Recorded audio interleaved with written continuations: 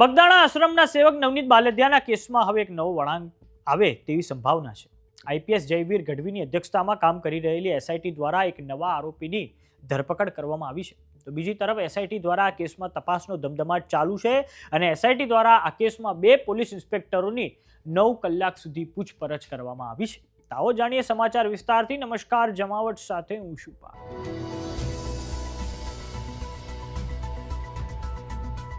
નવનીત બાલદિયાના કેસમાં એસઆઈટી દ્વારા નવા આરોપી સંજય બેચરભાઈ ચાવડાની ધરપકડ કરવામાં આવી છે. સંજય ચાવડા પર આરોપ છે કે તેણે નવનીત બાલદિયા પર જે 8 આરોપીઓએ હુમલો કર્યો તેમને સહયોગ આપ્યો હતો. ત્યારબાદ આ સંજય ચાવડાને આઈજી ઓફિસે પૂછપરછ કરવા માટે લાવવામાં આવ્યો હતો. પૂછપરછ પછી તેને મેડિકલ માટે ભાવનગર સિવિલ હોસ્પિટલમાં પોલીસ દ્વારા લઈ જવામાં આવ્યો હતો અને ત્યારબાદ તેને મહુવા કોર્ટમાં હાજર કરવામાં આવશે, જ્યાં એસઆઈટીની ટીમ તેની વધુ પૂછપરછ કરવા માટે કોર્ટ સમક્ષ રિમાન્ડ માંગી શકે છે, જેના કારણે આ કેસમાં નવા નામો સામે આવે તેવી સંભાવના છે. વાત કરીએ એસઆઈટીની તપાસની, તો એસઆઈટી દ્વારા મહુવાના પીઆઈ કેએસ પટેલ અને બગદાણાના પૂર્વ પીઆઈ ડીવી ડાંગરની 9 કલાક સુધી પૂછપરછ કરવામાં આવી હતી. આ પૂછપરછ આઈજી ઓફિસે ખાતે હાથ ધરવામાં આવી હતી. એસઆઈટીએ બંને પીઆઈ પાસે સમગ્ર ઘટનાની ઝીણવટભરી પૂછપરછ કરી નિવેદનો નોંધ્યા છે. બગદાણા કેસના પીડિત નવનીત બાલદિયાએ પૂર્વ પીઆઈ ડીવી ડાંગર પર આરોપીને છાવરવાના ગંભીર આરોપ લગાડ્યા હતા. આ પછી એસઆઈટીએ 12મી જાન્યુઆરીના રોજ બંને પોલીસ અધિકારી કેએસ પટેલ અને ડીવી ડાંગરને હાજર રહેવા માટે સમન્સ પાઠવ્યા હતા.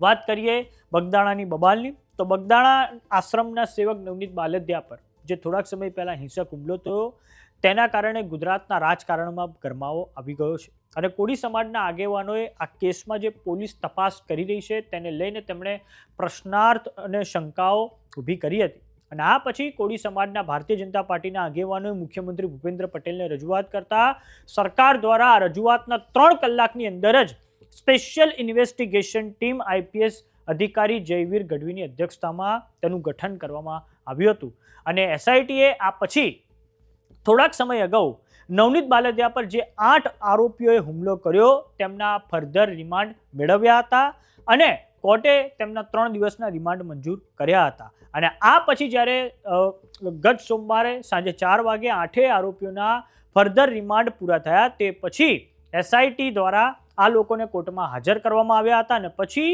ભાવનગરની કોર્ટે આ તમામ 8 આરોપીઓને હવે જેલના હવાલે કરવાનો આદેશ આપ્યો છે.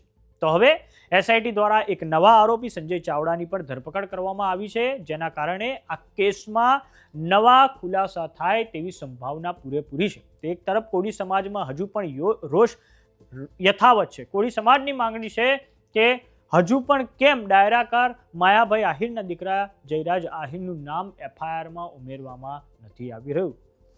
તો આ અગાઉ સરકાર દ્વારા બગદાણાના પીઆઈ ડીવી ડાંગરને રજા પર ઉતારી દેવામાં આવ્યા હતા અને તે પછી ડીવાયએસપી રીમા ઝાલા પાસેથી મહુવાનો ચાર્જ લઈ લેવામાં આવ્યો હતો, કેમ કે બગદાણા આશ્રમના સેવક નવનીત બાલદિયાએ રીમા ઝાલા સામે પણ ખૂબ ગંભીર આક્ષેપો કર્યા હતા. તો હવે એસઆઈટીની તપાસને લઈને આ કેસમાં જે થઈ રહી છે તેને લઈને આપનું શું માનવું છે અમને કોમેન્ટ બોક્સમાં લખીને જરૂર જણાવો. જો તમે અમને યુટ્યુબ પર જોઈ રહ્યા તો સબસ્ક્રાઇબ કરો, જો તમે અમને ઇન્સ્ટાગ્રામ અને ફેસબુક પર જોઈ રહ્યા તો ફોલો કરો. સાથે જ અમારી વોટ્સઅપ ચેનલ આવી ગઈ છે, જોઈન કરવાનું ના ભૂલતા. નમસ્કાર.